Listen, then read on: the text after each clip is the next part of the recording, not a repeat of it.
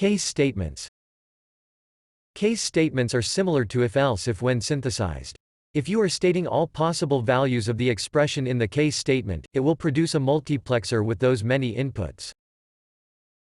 Here channel is of width 2 and the case statement explicitly lists all possible values of a 2-bit variable. Therefore it will generate a multiplexer as shown here. In the same example, if you are not listing all possible values of the case expression, it will add feedback loops and infer latches, as explained previously in case of if-else-if.